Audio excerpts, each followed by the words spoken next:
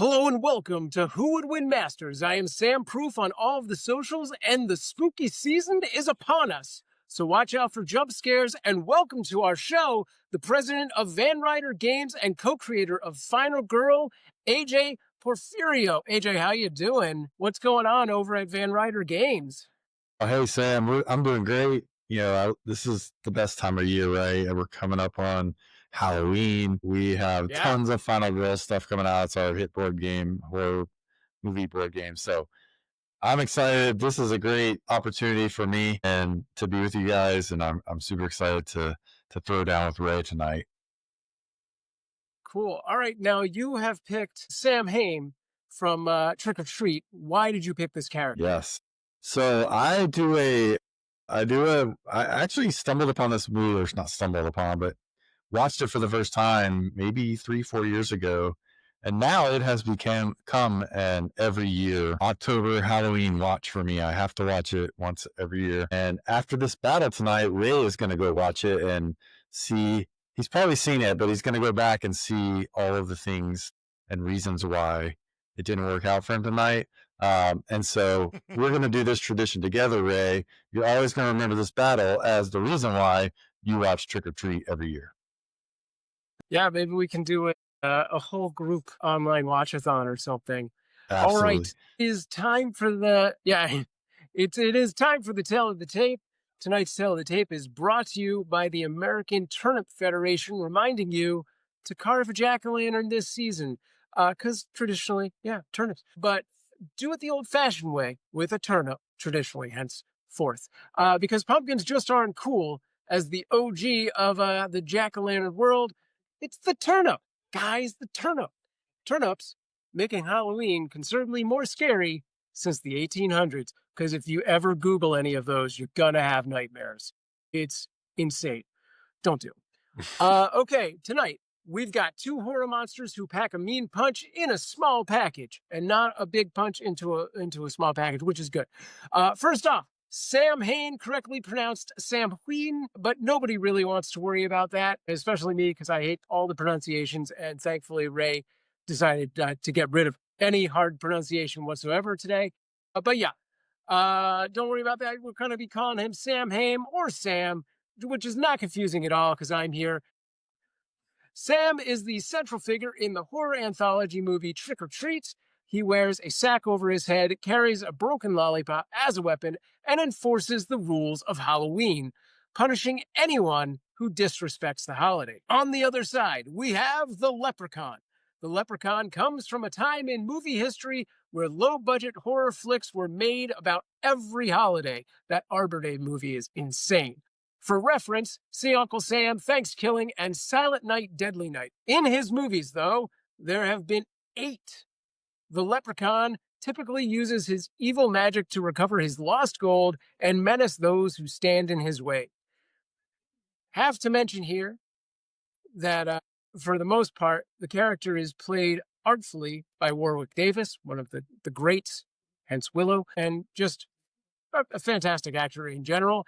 And now that we know a little more about both characters, let's introduce your opponent tonight, AJ. Hailing from Detroit, the man who made the usual life path of slam poetry to improviser to professional wrestler to miniature game store manager to video game dev. None of these are lies. A path we've seen countless times before. Ray Stacanis. Ray, how are you feeling about this match?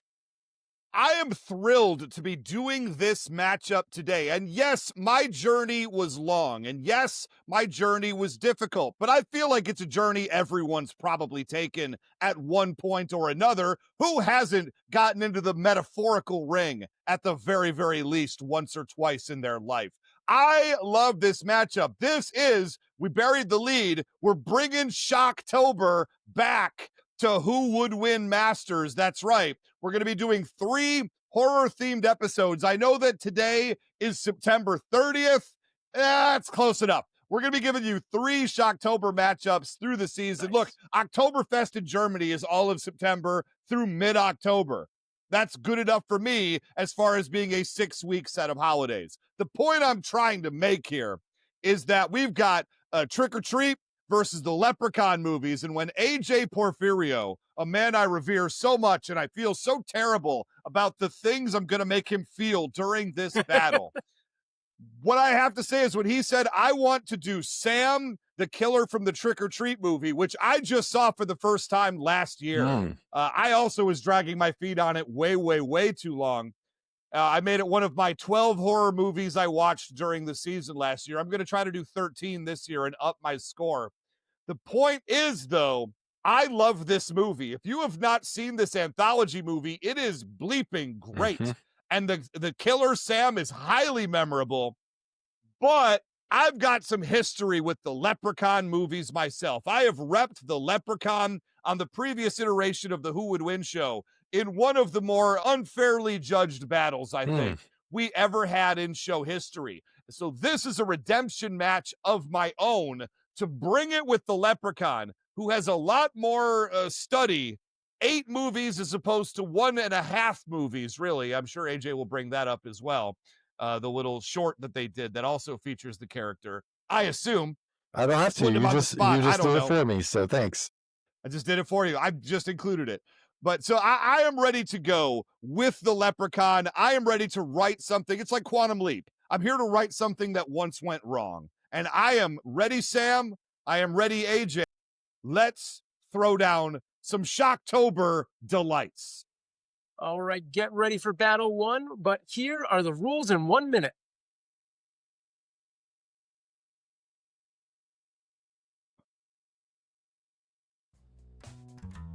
Here are the rules of Who Would Win Masters in 1 minute.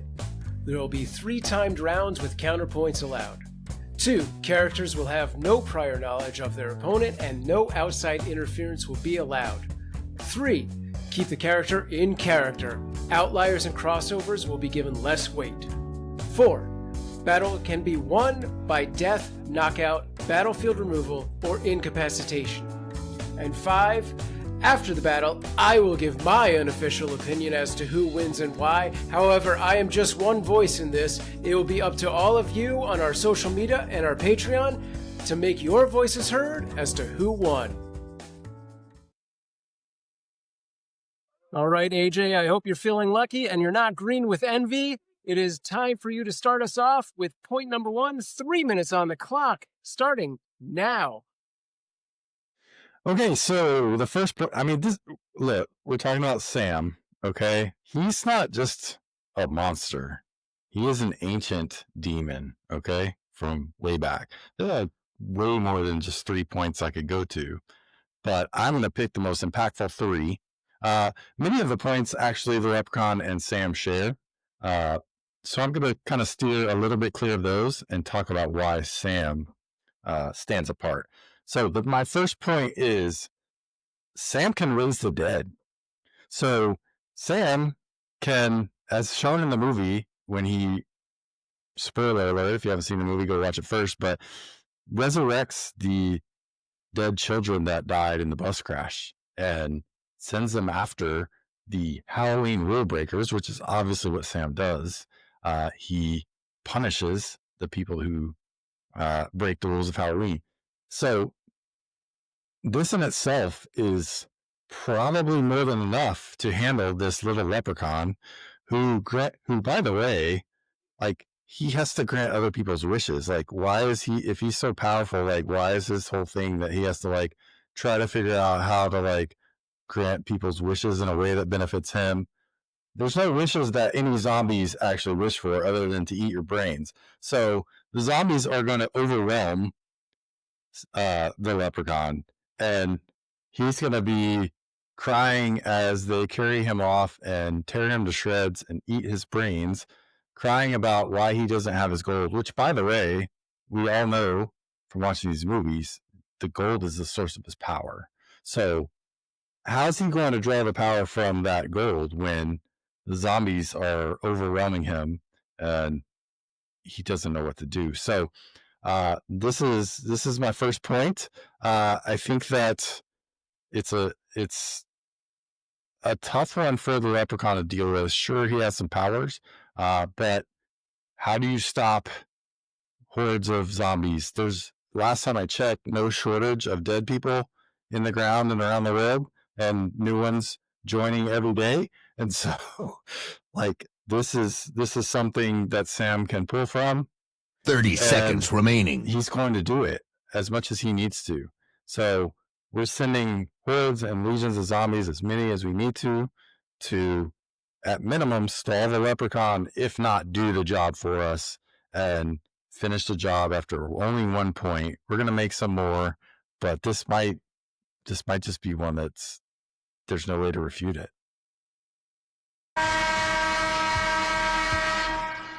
All right, a strong start. Ray, 3 minutes on the clock for the Leprechaun, starting now. First off, I love this first point about the zombies. That is a great point. Usually we don't allow outside interference in our matchups, and I have answers for these zombies. They just don't happen to be in my point number 1. So I'm going to need you, the audience, to remember things and then apply them for later in the episode. But the Leprechaun obviously doesn't just grant wishes. In fact, people could use the gold for wishes. That is true. Zombies don't wish for anything. That's actually a plus for me because it doesn't become a liability. However, the Leprechaun can in fact deny these wishes or grant them until he decides not to grant them anymore. He ultimately is just using his magic, and we're pretending that the wish is some sort of other earthly thing, right? And let's talk about the gold, because the gold itself has powers. He can grant wishes, but it's based on his whims, as I just said. But he also has a magical flute, like he's Link from The Legend of Zelda. You could blow the flute and put people into a trance. Who's to say these zombies couldn't be put into a trance and made to do the Thriller dance like that Michael Jackson video that everybody knows? And if you don't, you really should. But he also carries with him a shillelagh. A shillelagh, a traditional Irish weapon? I guess. Look, I'm not going to pretend that the Irish people get off looking good from the Leprechaun series of movies. In fact, some would say they don't do a very good job of representing Irish culture, but there is a shillelagh in there. He uses it to hit people. Sure, he can hurt them, he can knock them down, he can kill them if he wants to. But did you know his shillelagh can also open up to become a sword? That's right, a sword. He can cut people with the shillelagh. But did you know in one specific Leprechaun movie, that being my favorite one, Leprechaun 4 in Space, the shillelagh can also become a lightsaber? He has the potential to have a working lightsaber, and he did it in one of his movies. He's also not afraid to use guns. If you've seen Leprechaun in the Hood or Back to the Hood, I think he uses them there too. I just watched that last night. Bless my soul. But he uses guns. He's not afraid to pick up a machine gun, a pistol, whatever it takes, and just gun people down. And I know that Sam had some issues with people carrying guns in Trick or Treat. It didn't put him down for good, but it definitely messed him up for a little while. He actually stalemated, Leprechaun did, a whole Space Marine team with gunfire, but he was probably just messing around. Ooh, time's catching up to me. He's got illusionary magic. He can make people see things that aren't there. He made a guy kiss a lawnmower blade while it was running, killing him because he thought it was a person. He made a girl think she was covered in pimples. He could use his voice to sound like whoever he wants to, and this is a guy who can shoot fire from his hands.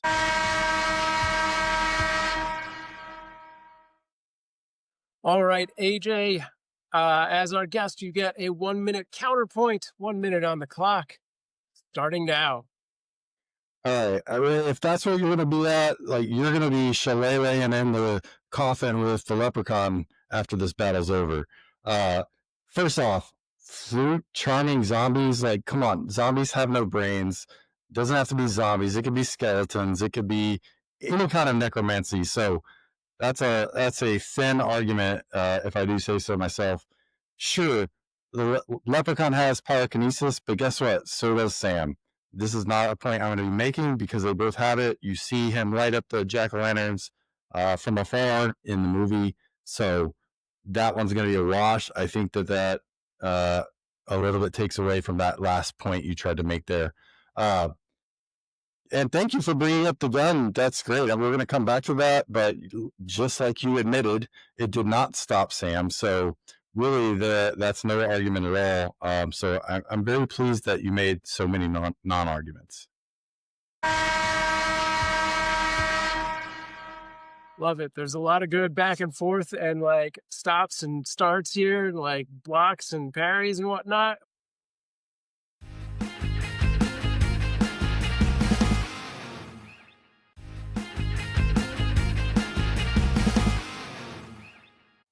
All right, AJ, it's time for point number 2. Some really great stuff brought up in the first point. It's hard to imagine that you guys even have more stuff to go with, but you've got 3 minutes on the clock, starting now. All right, let's talk about Sam's supernatural strength. This is going to be my point number 2, because he may look diminutive and he may look harmless. He certainly does as he walks around with his half-eaten sucker. But when he stabs someone with the sucker and essentially kills her with a half-eaten sucker, this is the first sense we get of his true strength. But that doesn't stop there, because later, obviously, when he's fighting Krieg in the ultimate scene of the anthology, he literally snaps his arm with no problem whatsoever. He slices his Achilles. He's honestly just toying with this guy, right? Like, this human really has nothing he can do to him. And this superhuman strength is really all that he needs. But he just likes toying with him. This is much how it would be with the Leprechaun. The Leprechaun might try some of his tricks. First off, his mind control and his any kind of influence as far as that goes is not going to work. I mean, this is a demonic thing. This is not a human that you can influence their mind or try to control them. A nice power, to be sure, against weak-minded individuals and humans, but not so much effective against an ancient demon. Not to mention, Sam can climb walls. He's essentially Spider-Man if he wants to be. He can drop from the ceiling. He can even teleport, which I could have used as a whole point all on its own. But he goes where he wants when he wants. He even has some telekinesis and can move things from afar. This is shown many times. He opens doors on his own. He literally scrawls an entire room of graffiti, which is demonic in itself, to freak out Krieg in the movie. So that, but compares nothing though to the superhuman strength. So if he even gets within the vicinity of the Leprechaun, he's going to put an end to the match real fast. Now, he probably will use some additional effort. The Leprechaun is not a normal 30 human, seconds remaining. so he is going to use some additional effort, but he could, I think, pretty easily remove the Leprechaun's head from his body in just one swift move if he wanted to. And so I'm not sure, the Leprechaun might be able to come back from that. I know he's got some immortality of his own, but I don't know. Without a head, I'm not sure what you're going to do. All right. That's a sound effect I haven't heard before. All right.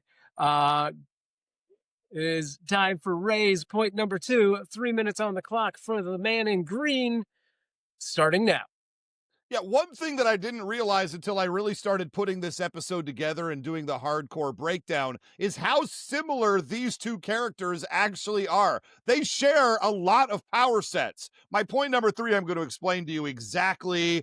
Point number 2 here, I'm going to talk about how they're even and about how physically they are a match for each other physically. And then point number 3, I'm going to take it home. But here we go. And to be fair, you brought up demonic graffiti. I'll tell you, a guy came back over in the alley behind my house and was like drawing with a pen on my garage door. And I think he was a demon. I just want to go ahead and say that. I think all graffiti is demonic. The point I'm trying to make here is we have superhuman strength. The Leprechaun has superhuman strength that equals, if not exceeds, Sam. He killed a guy with a pogo stick by just jumping up and down on his chest over and over and over again. He once stabbed a guy straight in the throat with one of those hair pick combs in a Leprechaun in the Hood. He once ripped off a cop's leg A police officer came at him. He grabbed his leg and ripped it off of his body. And then later on drove the cop car up to a bunch of the people he was menacing, opened the door, stuck the leg down so they could see it under the door, and then let it go before getting out himself in an absolutely wild and hilarious moment of violence. He once ripped a car door straight off the car, just reached out and yoink, there it went. And this is a guy who can go full Mortal Kombat. We talk about the great strength of a Sub-Zero, a Johnny Cage. He can punch somebody through their chest. And in the lazier installments of the movies, that's pretty much all he does, is punch people or weapon people straight on through the chest and removing their organs. Often he just grabs the weapon that's used against him mid-swing. It's going to mess up Sam when he goes to swing the sucker at him, and Leprechaun just grabs it and holds it there with no problem and just stares him down. His claws are powerful enough to cut out throats and durability. He's been shot repeatedly with a shotgun 7 times and then just popped up right after. His one weakness is 4-leaf clovers, which a guy in one of the movies put inside of bullets. Does Sam have access to that or even know about it? I don't think so. In fact, he has a weakness to holy water as well. But Sam's a demon. Where's he possibly going to get that? Look, Leprechaun let himself get punched by a guy over and over and over again until he got tired. And then he said, "Are you tired?" And then he punched him in the chest and ripped his heart out. That's who the Leprechaun is. He can get shot, stabbed, thrown out of windows from a high volume, just pops right back up again. Hit by a car, he's fine. He got his eyes stabbed out in a salon, a hair salon, and he just grabbed it and popped it back in there and kept on going. And if he does get his head removed from his body, AJ, I'll have you know it happened in one of the movies, and he was perfectly fine living as a severed head.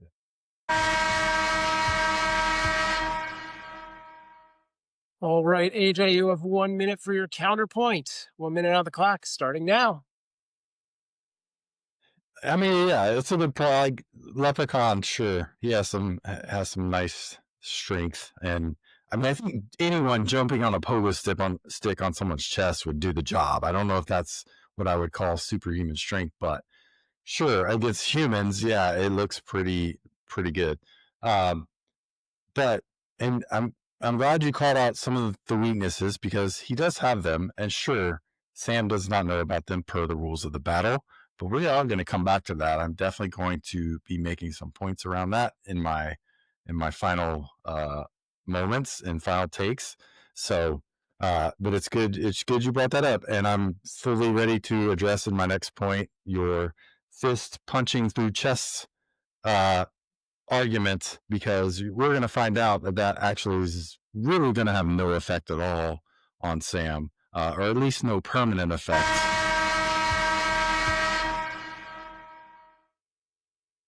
All right, looks like our time and our luck has run out. So we will be back after this commercial break.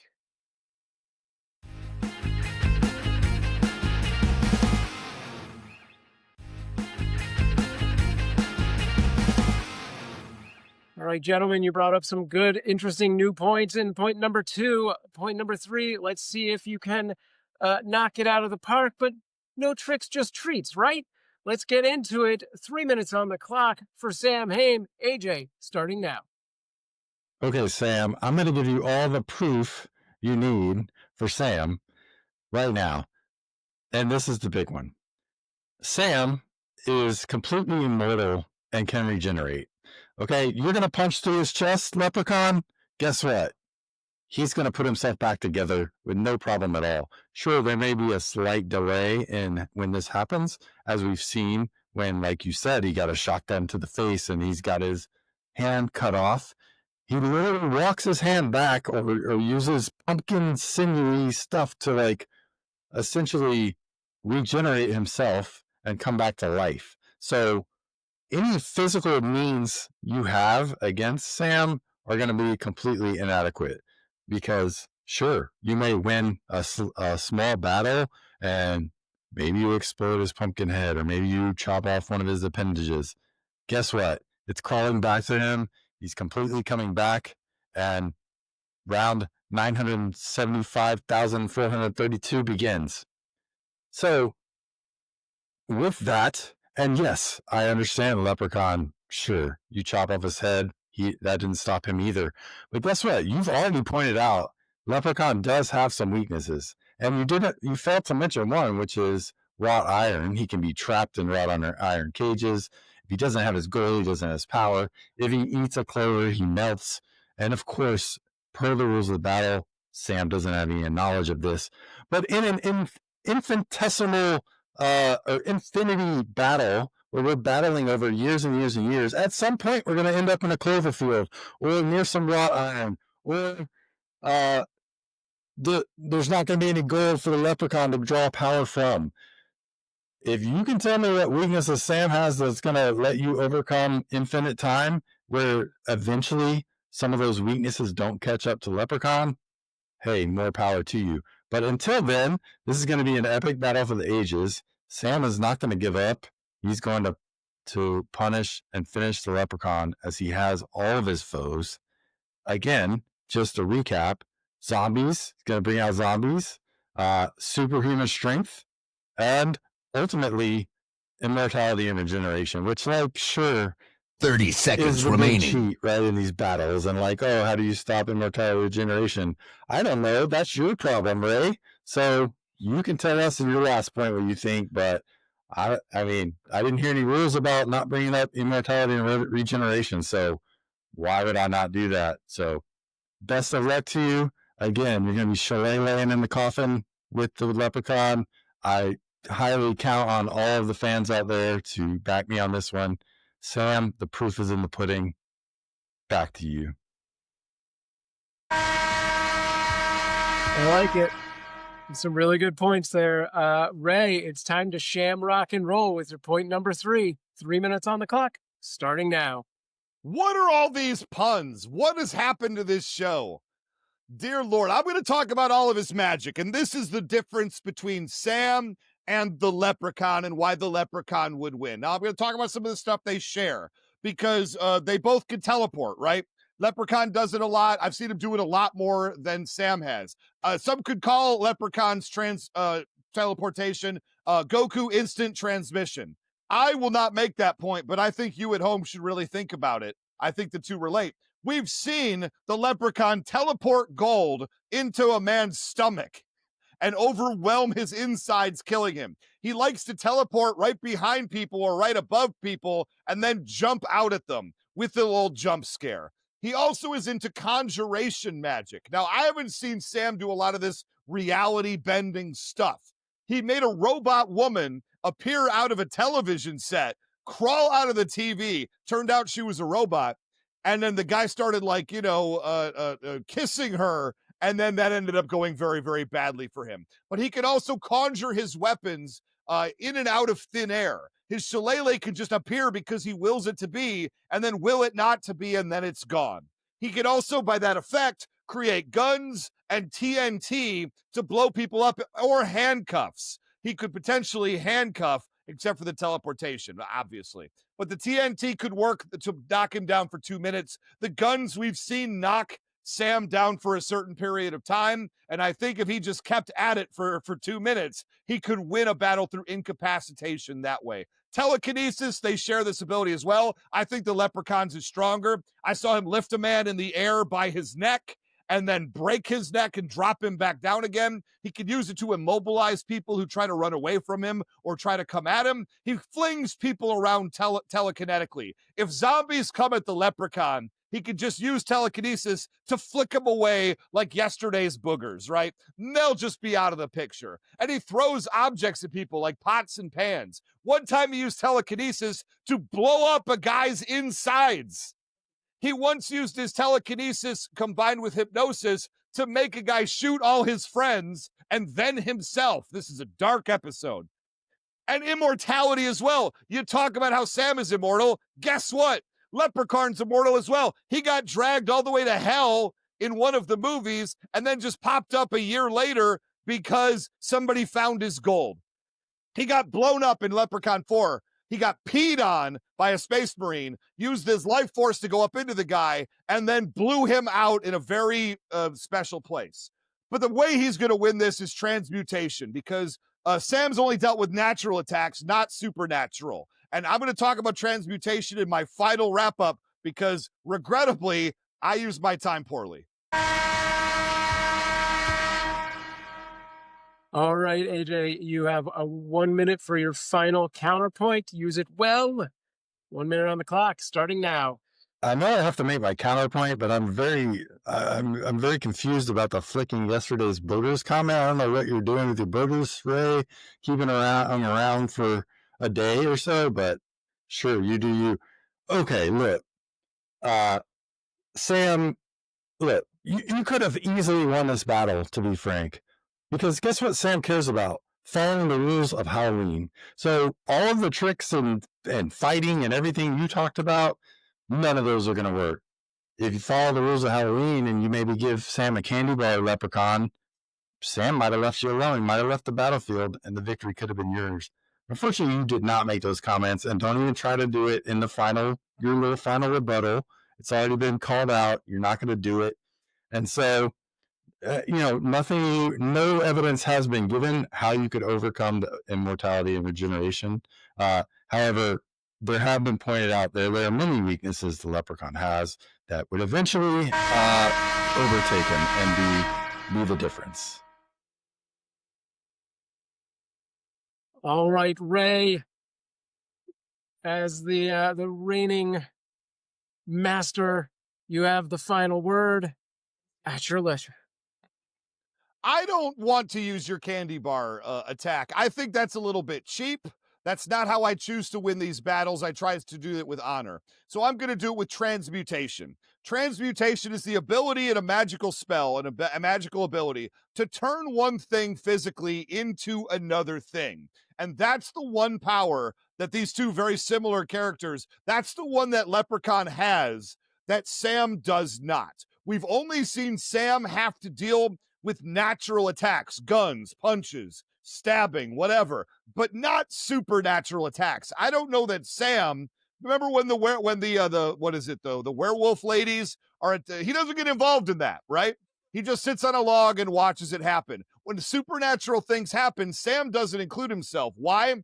Because I believe that he knows that that's the way to beat him, is supernatural attacks from supernatural creatures. The Leprechaun once turned a rabbit in a magic act into a steaming pile of green poop. I don't know how it works, but he converted one thing into something physically else. He once, a lady was into like Botox and plastic surgery. He expanded and blew up all of her body parts till she exploded and was no more.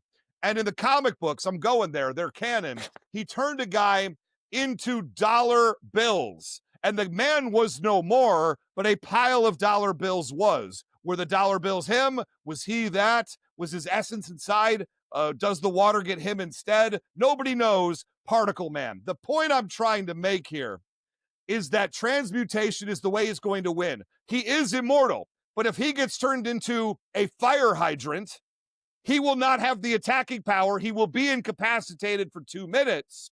And this is the way the Leprechaun can win the battle, because I think they're going to go back and forth, like you said, for a very long time until the transmutation happens.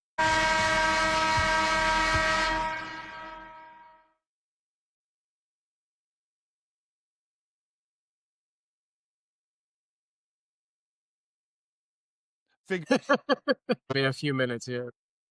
All right, gentlemen, this was, I feel like I say this every single time, this was insanely close. I did not imagine these two characters were as similar as they were. And I want to start off by saying that I'm a huge fan of Willow and Warwick Davis, but I also love being a fellow Sam. So I'm trying to put away all biases, although I can be bribed with pudding. Both of our supernatural combatants are invincible, super strong in spite of their tiny packages, and have pointy sticks. As both of our debaters have conceded, this is a battle of the literal ages that could take years, if not centuries, to complete. Our fighters will find each other a virtual mirror of powers, and maybe, given long enough on the timeline, Sam Haim will push the battle into a clover field or a random pile of iron. But the thing that puts this over the edge for me, which will teleport our battle into a technical win, is the sad thought of our god of Halloween being turned into a spirit Halloween, I am giving this to Ray. Oh my goodness. I hadn't considered the idea of turning him into a physical spirit Halloween. And now I can't stop thinking about it. Every time I go into a spirit Halloween this season, and it will be over and over and over again, I'm going to be walking and being like, is this you, Sam? Is this you? All right. But again, that is just my opinion. You out there, the audience, it is up to you to voice your opinion for the final tally. So please go to the poll, make your voices heard, and let me know if you vote for Sam Haim or the Leprechaun in this battle. AJ, thank you so much for joining us. This was a real pleasure. For sure. Let me just say right now, let me hijack the show for a second. Yeah. Because I feel a little bit dirty that I used my time so poorly in point number 3 and made my big coup de grace point, the transmutation, in the final word when AJ did not have a chance to rebut it. I would like to offer an opportunity. This is me being an honorable spirit. I want to give AJ an opportunity for the people at home who still have yet to vote. You have an opportunity, AJ, to rebut, challenge the transmutation skill, ability. Before we wrap this episode up, I want you to have a final word on that. Sure. I appreciate that. Thank you. And honestly, like, it was a blast, whatever the outcome. And it's certainly a valid point. However, I think, unlike the other examples you gave, right? Like, Sam is not a normal human. He is a ancient demon. So we have a little bit of things to draw on from what we know in the movie, but I find it hard to believe that he is going to allow himself to be just turned into a stuffed animal by this little leprechaun. And you kind of brought up the point about the werewolves. He's literally sitting there watching all the werewolves who are literally eating everybody, and they're not going near him at all. Like, they know not to go near him. It's not that he's afraid of supernatural. It's that he is the king of supernatural. And so, yeah, I mean, maybe it's plausible. I don't know if it's that easy. Maybe it wouldn't last that long, but also I'm like, okay, if he could just do that to anyone, why is any of the other stuff happening? How is he getting trapped in a cage or like eating a clover and melting if he could just turn everyone into whatever he wants? Why are those movies so long? So like, I guess they needed an 8th movie. So that I did. You know what? I'll be honest. I never saw the 8th movie. Maybe it's all explained there. Spoiler alert, it's probably not explained there. Anyway, I trust your knowledgeable fan base to contradict Sam's ruling, and we'll see what happens. Or maybe not. Maybe they validate it, and if so, I will gracefully admit defeat and look forward to the rematch sometime down the road. Yeah, I welcome the nerd herd to find the correction on this. Do it. I'm willing to rewrite the outro, but not right now. I mean, honestly, if this gets people watching Trick or Treat, maybe some people that haven't seen it before this Halloween season, it's a win for me. It's fair. All right, AJ, thank you for joining us. I hope we can have you on again soon. Tell people where they can find you. Yeah, you can find everything we do is on vanridergames.com. It's Van Ryder, RYDER. And this is apropos because we actually have a new feature film for Final Girl coming out. Each of our feature films features a killer in a location. And we have a new one coming out, hopefully in time for this Halloween, called A Rotten Harvest. And this features Grimlash, who is a pumpkin head killer. He's not Sam Haim, so not exactly the same, but he does have the fiery pumpkin head. And he is terrorizing the old farm town, and there's some demonic children running around in cornfields, and it's going to be a great, fantastic new addition to our already copious line of feature films. And so we're very excited for that. That's the newest, latest, and greatest. If you don't know what Final Girl is, definitely go to vanridergames.com, check it out. We'd love to kind of have you in our Discord, which is where our community hangs out. But if not, this was just a blast, and I hope even if it's in a losing effort, I gave you a good run for your money, Ray. Yeah, I mean, until that very last final thought that Ray so strategically took, it did look like it was going the other way for sure. But thank you for joining us, Ray. Congratulations, potentially on another win. We'll see how you feeling. You feel We'll strong see. about this one? That was all supposed to be in my point number 3, but obviously I did my usual thing and overplan, and I tried to sandbag it till the end. And I looked down and I said, I have 7 seconds left in this point. Uh-oh. So I do feel a little bit bad about sandbagging. I'm not trying to trick or treat anyone in this battle. So I'm glad I had a chance to give AJ that opportunity to talk directly to the people at home. I will now take my opportunity to talk to the people at home. AJ has a financial gain in you checking out Final Girl. I do not. And I want you to try and play this game. This is my favorite board game right now, going for a very, very long time. It's a solo board game. It puts you right in the feeling of being a final girl in a horror movie at a bunch of unique locations, all of the different feature films, and now there's 22 of them or something, plus featurettes. They all have a location and a killer, and they all mix and match all together so you can make all kinds of crazy mashups that you want. Have I played their Hans the Butcher, their version of Jason Voorhees? Have I done that in space to recreate Jason X? Yes, I have. Did I do well in that match? No, I did not. I got slaughtered. But I had a blast doing it. This is an absolute treat. If you enjoy the idea of playing a solo board game, because your gaming group is very not around very much, and they just don't show up, that's great. And if you like horror themed games, I cannot be anything bigger than the biggest advocate for this particular game. You should find Final Girl. There's a starter pack that's affordable. That is the Hans the Butcher feature film and the core set.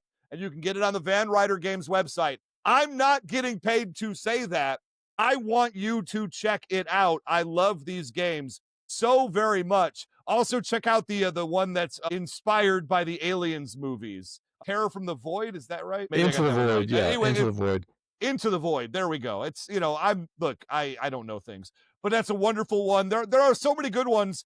And in fact, the one with the intruders is inspired by the movie The Strangers that got me to watch The Strangers and other movies of its ilk. And it turned out I loved them, and I had no idea I loved them until the game turned me on to the movies, which made me go right back to the game and watch it with fresh eyes and have an even bigger fun time with it. Anyway, AJ, thank you for coming on the show.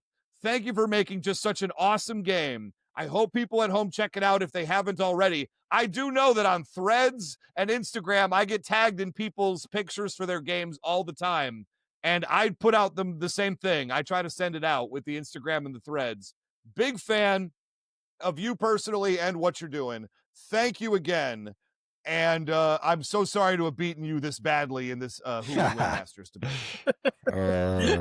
All right. Thank you all for listening. And please go make your voices heard on our social media and Patreon. You can keep the debate going with Who Would Win Show on Facebook and Threads, as well as patreon.com/Who Would Win Show. Tune in next week as Ray and I go over your votes and your comments to wrap up this battle with the final tally. And if you think you've got what it takes to be a part of Who Would Win Masters, record a 1-minute video demo of yourself. Send that over to whowouldwinshow@gmail.com, and you might find yourself in the challenger's chair. For Who Would Win Masters this spooky season, I am Sam Proof. Stay strong. We did it.